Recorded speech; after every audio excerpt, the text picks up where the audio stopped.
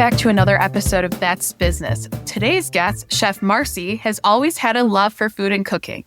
What started as a side gig in 1999 with Meal Prep Sunday with friends and family quickly turned her passion into a profession. I am so excited to get this conversation started because you were highly recommended by our good pal, Christina Fair, who has also been a guest on this podcast.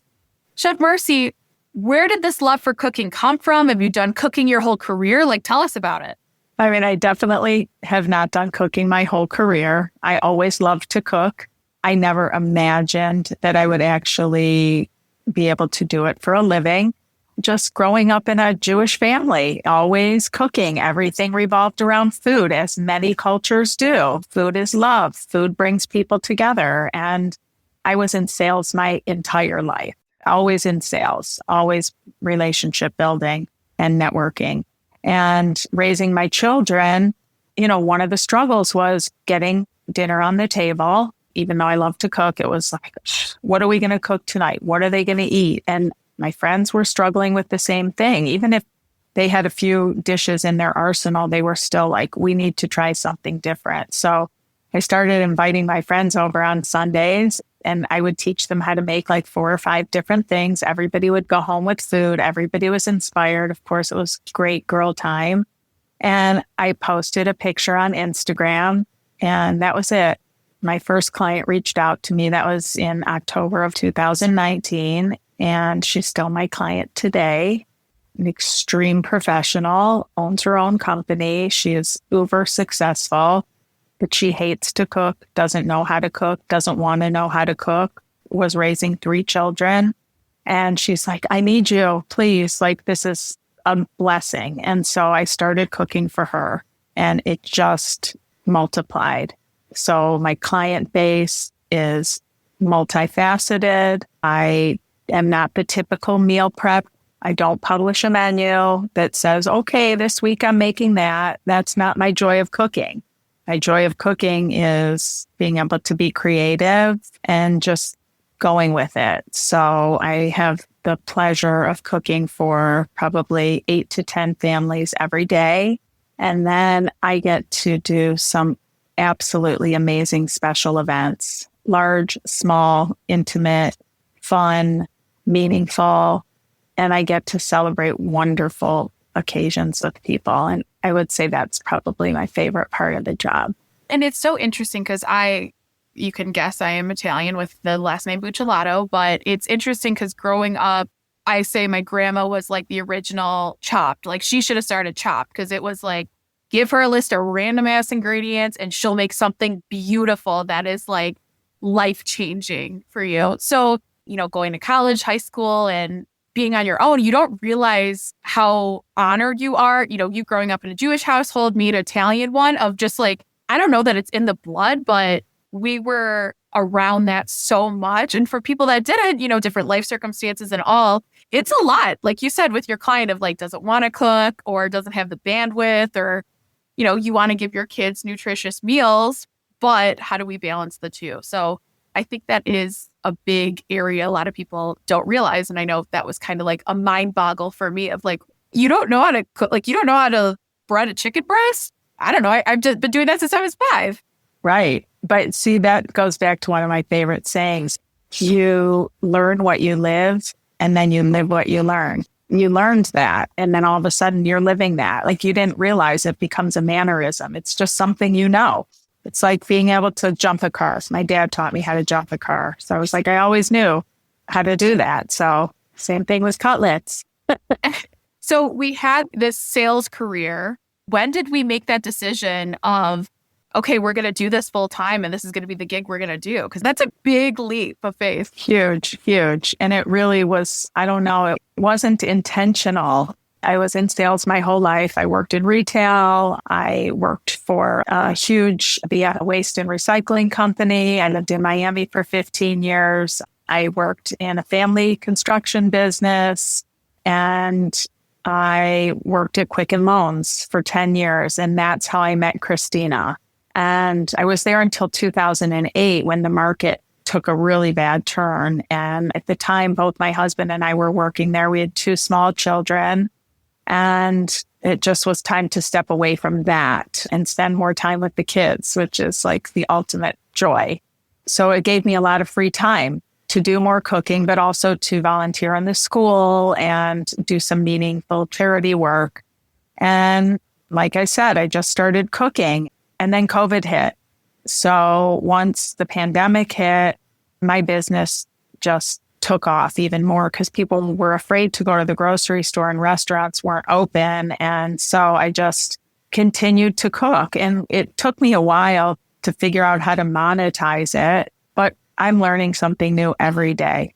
And what I do know is that my relationships with my clients and my reputation, being obviously reliable, but very conscientious about what I'm making, being able to accommodate dietary restrictions and allergies if need be, because that's obviously important, and being easygoing and learning how to pivot and adapt in situations where things go south.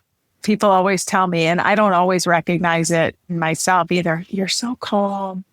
Chefs aren't known to be so calm. And I don't know. I mean, I just feel like when you're passionate about something and you are able to make it your profession and make money and make a living at it and share that with other people, I don't know. Like I said, it wasn't really intentional. And now, I mean, I pinch myself because I just can't even believe what I've created. And I've had the opportunity to the biggest reward is when I do a party and the clients, everything was so delicious. And my friends loved it because everybody wants to have a nice party. So if the food isn't good, I mean, I'm only as good as my last meal. And I'm always open to feedback. And I think that's really important too, because everybody has a different palate. And, you know, I'm always open to feedback. So I got really lucky. And I just think that I had a positive attitude about it. I went through marital change and I was able to pick myself up and just keep on going and be able to be financially stable. So I'm very grateful. Well, and I think it's interesting too, where you didn't work in kitchens your whole life, that you did have the corporate career, where I feel that may have developed that sense of patience because working for a big company like Quicken or the other roles you've held before, it's like you have to develop that patience when dealing with people versus in kitchens where it's just chaos all the time. So I feel like you have the advantage there and have that empathy. And of course, going through it with your girlfriends first, like how freaking fun. Like that's awesome. And I'm like, we need like a supper club or something because absolutely, I just don't cook. Yeah. Well, the lifestyle sometimes just doesn't lend to it. And now with fast casual restaurants and beautiful grocery stores, it's easy to just do that. And you have to really love it. You really do. So I'm blessed. I'm just blessed to be able to love what I do. I don't wake up in the morning and say, ugh. And I also find, and I'm just realizing this more so now because I just turned 60, that when you're not happy with things in your life, it comes out in those ways. Like you were saying, if you don't have patience, but when happiness is around you, you feel just a sense of, I don't know, calm. You don't realize it because sometimes you're just unhappy and it's just like you're acting that way because it's just a passive aggressive like behavior towards unhappiness. So I don't know. I'm just so grateful. I mean, I am such a foodie. I love food. And it's just such a comfort. I mean, we've unfortunately been dealing with a death in the family, but at any funeral, we have a ton of food. So it's like, that was like the sense of comfort, even over the last few weeks, that has like just destroyed our world, but with my family. Sorry. So thank you. But it's such a heartwarming piece. And it's like, yes, people have products, but there's just something about food. And it's just like monumental. I mean, yeah. And especially home cooked food that you can tell the difference, you know, absolutely. You can tell the difference. So yeah, it means a lot. And I know from what I've learned about you and what we've talked about, I mean, just the variety of events you do. I mean, what does a typical week in your life look like? Because I just feel like it's chaos. Like I'm like, I want to be you when I grow up. Every day is different. I do a lot of events. Sometimes I don't even remember what I made, but I will tell you, I'm not like a big technology person because I just feel like I retain information much better when I write everything down. So this is the day in the life. And basically it's my journal where I write like who I'm cooking for, what I'm making them, and then I do my grocery list on the other side. So I've been so fortunate to do like super fun events. Like, and I haven't really had a lot of time to post any pictures lately, but 2 weeks ago, I did an event for the International Council for the MoMA, and that was 38 guests. It was a sit-down dinner. Things went south on that, and I'll kind of tell you what happened, but it was at this venue. It's a beautiful building in Detroit called the Shepherd, and it's a gallery space, if you're familiar with it, Yes. in Eastville, in the Little Village. It's phenomenal. And so all these guests were coming in to do some art tours of Detroit. And the dinner was scheduled to be on a Thursday. A lot of moving pieces to the puzzle because there's no kitchen in that building. And so transporting ovens and chafing dishes and renting tables and chairs and flowers and dishes and getting help, which I have an amazing people that I work with. I couldn't do my job without them. And then on Tuesday, the girl called me, who's the events coordinator, and she said, I'm not okay. The dinner's tomorrow, not Thursday. And I'm like, we got this. I'll be available. And I had already gone grocery shopping, believe it or not, that day. Because I was like, I knew Wednesday I had a busy day and I had to go down there. And I'm very organized, which is probably one of my superpowers. And I said, we got this. You get on the phone and you call the floral and the rentals and make sure they can do it. I got you with the food. We'll figure it out. And it all worked out beautifully. But like I said, pivot and adapt. You got to figure out what to do. And the week before, I did an event, which is super fun, which was at a place called Live Edge Detroit. It is an amazing venue where they repurpose trees, beautiful trees, into everything. And it's a fundraiser for an organization called Relief. This is my 4th year doing it, 225 people. And it's always super fun. And the vibe is super cool because it's like very chill tree huggers, really cool people. Yes. So, and then I get to celebrate birthdays and baby namings and anniversaries and all the fun stuff, all the really good stuff. So every day is different. Well, and I have to ask, and I know it's hard to pick like a favorite dish, but what are your favorite things to cook, or either like a piece of meat or a favorite dish? Like, what are your like top 5 you love doing? People always ask that question. So I would say my favorite food to cook and eat is brunch. I love brunch. I love the whole bagel with lox and that whole fixings. I make this signature overnight creme brulee French toast, and that is one of my signature dishes. It's like so incredible. And everybody goes crazy for it. As a matter of fact, I did an event with this organization called Oakland Thrive. So they had this event at the Royal Oak Farmers Market. They're like, can you come and make one signature dish to serve like however many people? So I'm like, okay. So I made the French toast. I made like 8 pans of it. And this guy approached me and he was like, what are you doing Labor Day weekend? I'm like, I don't know. He's like, do you want to come to Arts Beats and Eats and sell this French toast? Because this is the best thing I'd ever eaten. It was the guy who runs Arts Beats and Eats. I was like, I am so flattered that you love this French toast, you know. I didn't end up doing it because I just don't have the wherewithal to like do that. But it was very flattering. So I would say like that is definitely one of my signature dishes. Generally, I like to cook really healthy food. I like to cook like a lot of lean proteins. I make more grilled chicken than anybody should ever deal with. And I'm very particular about my chicken because I need to make sure there's no weirdness on it. And I fillet every breast myself. And, you know, so I do a lot of lean proteins, a lot of grass-fed beef. I don't use any seed oils. I roast a ton of vegetables. I make a lot of grains, a lot of potatoes, sweet potatoes, regular potatoes. I like to keep my food really clean.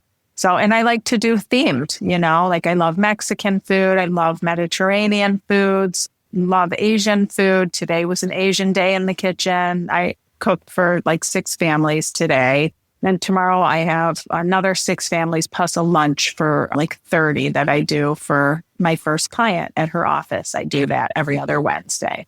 So, You were just incredible. Like there's so much. I'm like overwhelmed for you with the amount of work you have to do, but you're like, yeah, no big deal. It's easy. What are you talking about? I Now, mean, yeah. how does this work? Because I know you said you don't have a set menu, but how does it work for the families you cook for? Some families are very particular about what they want. They'll send me, I want these days next week and I want this and this. And some families will just say, I'll have whatever you're making for others.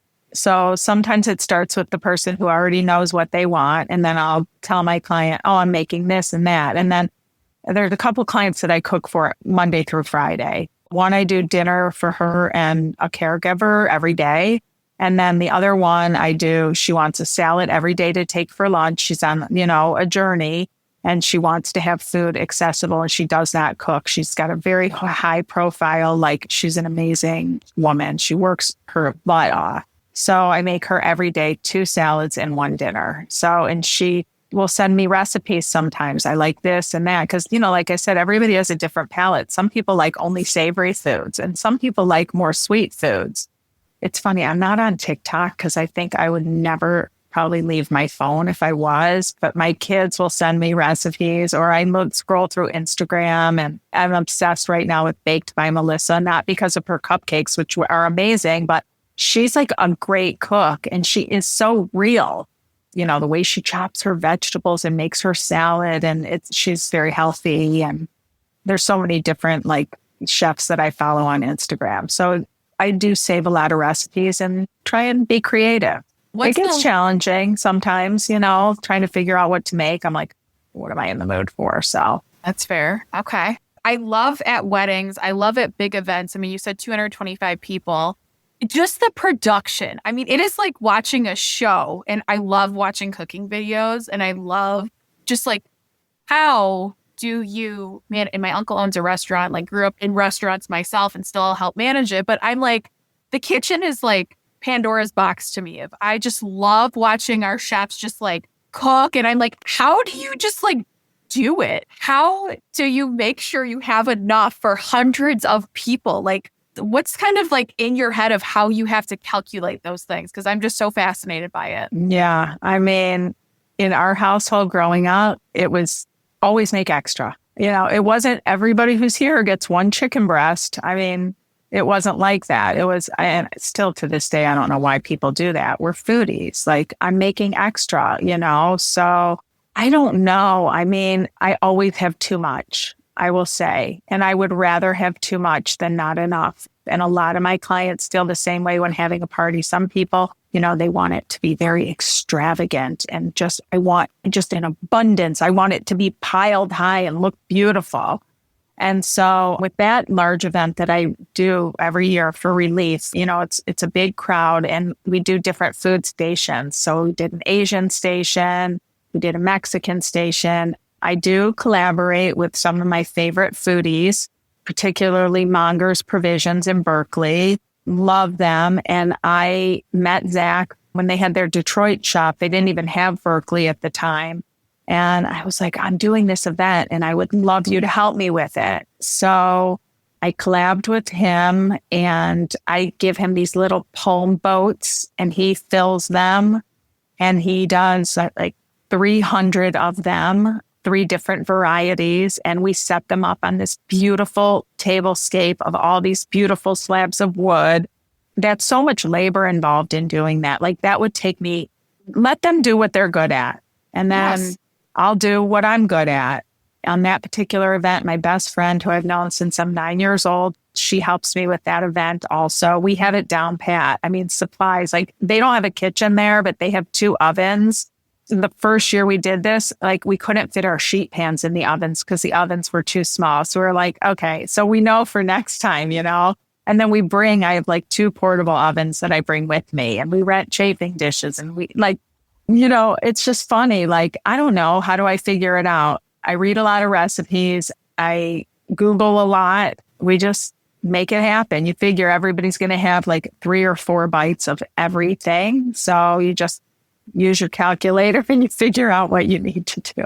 And it's great to have more than not enough because I don't know why it was like a span. I think it was in September. It was like anyone I talked to that went to a wedding, it was like they ran out of food, didn't get this. And it's like, That's how you leave the impression. Is it's like, you're already, Absolutely. yes, the folks getting married, like shell out money, sure. But it's like you as the guest is giving money, giving gifts, spending your own money, your own time, and then to not even eat. So I'm always like, well, we always err on the side of giving you more. And I mean, we do second dinner at Christmas at my family. So Right. You think like when you pay a caterer, it's funny because people are like, oh, are you a caterer? And I don't know. I don't consider myself a caterer, even though I am. I mean, I'm a private chef, like most of the time. But when you hire a caterer, they're going to price it out per person and they're going to give you one thing per person. And most people who are on a budget traditionally will just say, okay, well, that's my budget. And most people don't say like, if you're catering for 100,